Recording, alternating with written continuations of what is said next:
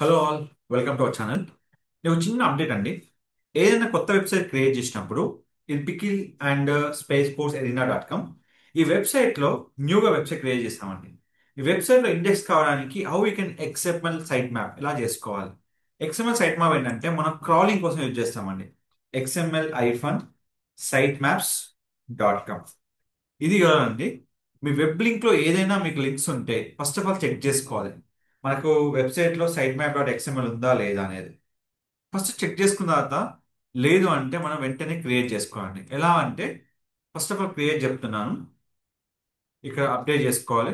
More ఆప్షన్లో మీకు ఏదైతే ఆప్షన్ ఉందో ఇక్కడ ఫస్ట్ ఆఫ్ ఆల్ మన website modifications and page priority change frequent ఏదైనా మన కంటెంట్ చేంజ్ అయిందంటే వెంటనే ఎక్స్ఎంఎల్ సైట్ మ్యాప్లో మనకు అప్డేట్ అవుతుంది అంటూ ఇది క్లిక్ చేసిన తర్వాత ప్రీవియస్ ఎక్స్ఎంఎల్ సైట్ మ్యాప్ మనకు ఆప్షన్లో లేదు.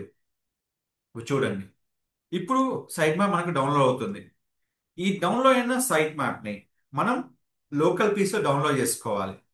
ఎలా డౌన్లోడ్ చేసుకోవాలి? లోకల్ పీసీలో క్లిక్ చేసిన తర్వాత డౌన్లోడ్ లోకల్ పీసీలో డౌన్లోడ్ చేసిన లోకల్ పీసీలో సింపుల్గా మీకు సిపాన్ ఉంటుంది. ఇక్కడ ఫైల్ మేనేజర్లో మీకు ఏదైతే ఫైల్ ఉందో ఇక్కడ మన కంప్లీట్గా public under score HTML upload చేసుకోవాలి.